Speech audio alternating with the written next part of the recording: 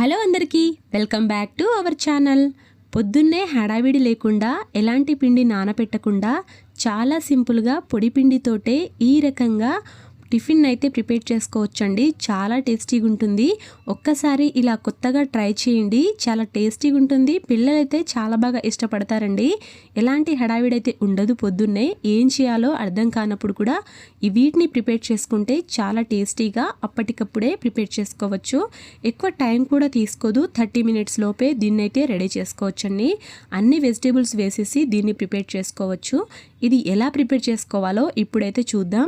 ముందుగా అయితే ఒక బౌల్లో అయితే నేను 2 కప్స్ దాకా పొడి బియ్య పిండిని అయితే తీసుకున్నాను.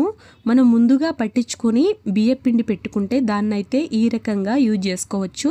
లేకుంటే బియ్యాన్ని మిక్సీ పట్టేసి శుభ్రంగా, అంటే అందులో ఏం లేకుండా మిక్సీ పట్టేసి ఇలా పొడి పిండి అయితే రెడీ చేసుకోవచ్చండి. ఈ కప్పుతోటి 2 కప్పుల దాకా నేనైతే బియ్య పిండిని తీసుకున్నాను. ఇలా బౌల్లో వేసుకున్న తర్వాత 2 కప్పుల బియ్య పిండికి 1 కప్పు దాకా ఉప్మా రవ్వను అయితే తీసుకున్నానండి. ఉప్మా రవ్వ అంటే సూజీ రవ్వ అని కూడా అంటారు. ఈ రవ్వని 1 కప్పు దాకా తీసుకోవాలండి. 2 కప్పుల బియ్య పిండికి 1 కప్పు దాకా తీసుకుంటే సరిపోతుంది. ఒకవేళ 1 కప్పు బియ్య పిండి తీసుకుంటే అరకప్పు దాకా సూజీ రవ్వను అయితే తీసుకోండి. ఇందులోనే సరిపడా ఉప్పునైతే వేసుకోవాలండి. మీ టేస్ట్కి తగ్గట్టుగా ఎంత కావాలో అంత చూసేసి వేసుకోవాలి. ఇప్పుడు వాటర్ అయితే ఒకేసారి వేసుకోకుండా కొద్ది కొద్దిగా వేసుకుంటూ ఈ బ్యాటర్ని అయితే కలుపుకోవాలండి. ఇడ్లీ పిండిని, దోశ పిండిని ఎలా రెడీ చేసుకుంటామో ఆ రకంగా అయితే రెడీ చేసుకోవాలి. మరి దోశ పిండిలాగా పల్సగా ప్రిపేర్ చేసుకోకుండా ఇడ్లీ పిండిలాగా కొంచెం గట్టిగా అయితే రెడీ చేసుకోవాలండి. ఇప్పుడు నేను చూపిస్తున్న విధంగా ఈ రకంగా బ్యాటర్ని అయితే రెడీ చేసుకోవాలి. మరీ ఎక్కువ లూజ్గా కాకుండా, ఇలా మరీ గట్టిగా కాకుండా ఇలా అయితే ప్రిపేర్ చేసుకోవాలి పిండిని. వాటరు ఇలా అయ్యే వరకు అయితే పోయాలండి. ఎక్కువ వాటర్ పోయకుండా చూసుకుంటూ కొద్ది కొద్దిగా పోసుకుంటూ అయితే దాంట్లోకి కలుపుకొని ఈ రకంగా రెడీ చేసుకోవాలి. ఇప్పుడు ఈ పిండి అనేది 5 మినిట్స్ అయితే పక్కన పెట్టుకోవాలండి. 5 మినిట్స్ పక్కన పెట్టిన తర్వాత ఇందులోకైతే వెజిటేబుల్స్ని వేసుకోవాలి. సన్నగా తురిమిన క్యారెట్ని, పచ్చిమిర్చి, అల్లంని కూడా వేసుకోవాలండి. కచ్చా పచ్చగా పచ్చిమిర్చి, అల్లం అయితే దంచుకోవాలి. క్యారెట్ని అయితే ఇలా తురుముకొని ఇందులోకి ఆనియన్ ముక్కల్ని, టమాటో ముక్కల్ని కూడా వేసుకోవాలి. మీకు కావాలంటే ఇందులోకి కొత్తిమీర, కరివేపాకు కూడా వేసుకోవచ్చండి. మీ ఆప్షనల్. ఏవైనా వెజిటేబుల్స్ వేసుకోవచ్చు. క్యాప్సికమ్ కూడా వేసుకోవచ్చు. ఈ రకంగా మొత్తం అయితే వెజిటేబుల్స్ని మీకు నచ్చినవి వేసుకొని మొత్తం అయితే ఒకసారి కలుపుకోవాలి. ఇప్పుడు ఇందులోకైతే కొంచెం బేకింగ్ సోడా వేసుకోవాలండి. అంటే వంట సోడా వేసుకోవాలి. 1/2 టేబుల్ స్పూన్ దాకా వేసుకుంటే సరిపోతుంది. మనం ఉప్పునైతే ముందే వేసేసాము. సరిపడా ఉప్పునైతే వేసుకొని ఇప్పుడు మొత్తం బ్యాటర్ని అయితే బాగా కలుపుకోవాలి కలిసేటట్టు. ఇలా అయితే పిండిని రెడీ చేసుకోవాలి. ఇప్పుడు ఈ పిండిని 10 మినిట్స్ అయితే పక్కన పెట్టుకోవాలండి. 10 మినిట్స్ పక్కన పెడితే మనం ముందుగా వేసిన సూజీ రవ్వ అనేది బాగా నానుతుంది. పిండి కూడా కొంచెం సేపు నానుతుంది. టోటల్గా 10 మినిట్స్ అయినా 15 మినిట్స్ అయినా పక్కన పెట్టేస్తే సరిపోతుంది. ఇప్పుడు 15 మినిట్స్ అయితే అయిపోయిందండి. ఈ పిండిని ఇప్పుడు దోశ ప్యాన్ మీద మనం చిన్న చిన్న దోశల్లాగా అయితే రెడీ చేసుకోవచ్చు. మీ దగ్గర ఉన్న నాన్ స్టిక్ ప్యాన్ ఏదైనా తీసుకోవచ్చండి. లేకుంటే దోశ ప్యాన్ తీసుకోవచ్చు.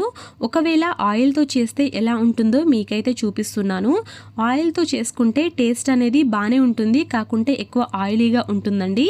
అందుకే మనం తక్కువగా నాన్ స్టిక్ ప్యాన్ యూజ్ చేస్తాం కాబట్టి నాన్ స్టిక్ ప్యాన్ మీద ఆయిల్ లేకుండా కూడా వేసుకోవచ్చు. నేనైతే ఆయిల్ తోటి వేసి చూపిస్తున్నాను ఫస్ట్ దోశ. ఈ రకంగా మీకు కావాలంటే ఆయిల్ వేసుకొని ఇలా దోశ పిండిని అయితే ఇలా పెట్టుకోవాలి. ఒకవేళ మీరు దోశలాగా రౌండ్గా తిప్పకుండా గరిటని ఒకే దగ్గర పెట్టేసి కొంచెం ఇలా ట్యాప్ చేస్తే సరిపోతుంది. ఎంత షేప్ కావాలో అంత చేసుకోవాలండి. చిన్న చిన్నవి చేసుకోవచ్చు, లేకుంటే పెద్దయైనా చేసుకోవచ్చు. ఇలా మనం ఎక్కువగా తిప్పుతుంటే ఆ పిండి అనేది పైకి వచ్చేస్తుంది. అలా కాకుండా ఒకే దగ్గర పిండి అనేది వేసేసి ఇలా చేసుకోవాలి. మీకు నచ్చిన సైజులో అయితే ప్రిపేర్ చేసుకోవచ్చు. ఇది నాన్ స్టిక్ ప్యాన్ కాబట్టి ఈజీగా వచ్చేస్తుంది. కాకుంటే ఆయిల్ వేసి చేస్తే బాగుంటుంది, కాకుంటే కొంతమందికి నచ్చదు. వితౌట్ ఆయిల్ అయితే చేసుకుంటే హెల్దీ అండి. చాలా ఈజీగా అప్పటికప్పుడే ప్రిపేర్ చేసుకోవచ్చు. ఇప్పుడు ఇది ఆయిల్ తోటి ఈ రకంగా వచ్చిందండి, చాలా ఆయిలీగా ఉంది. ఇలా చేయకుండా మీరు ఆయిల్ లేకుండా ఇలా చేయండి సింపుల్గా. నేనైతే ఆయిల్ పోయకుండా వేసానండి వీటిని. ఎంత టేస్టీగా వచ్చాయో చూడండి, చూడ్డానికి కూడా చాలా బాగున్నాయి. దీని మీద ఎక్కువ ఆయిల్ కూడా ఉండదు. ఆ ప్యాన్ మీద ఆయిల్ అనేది మొత్తం తుడిచేసి ఇలా ఓన్లీ పిండితోటే ఇలా వేసుకుంటే సరిపోతుంది ఆయిల్ లేకుండా. ఇది నాన్ స్టిక్ ప్యాన్ కాబట్టి ఈజీగా వచ్చేస్తుంది. మీ దగ్గర ఏ నాన్ స్టిక్ ప్యాన్ ఉన్నా వేసుకోవచ్చు.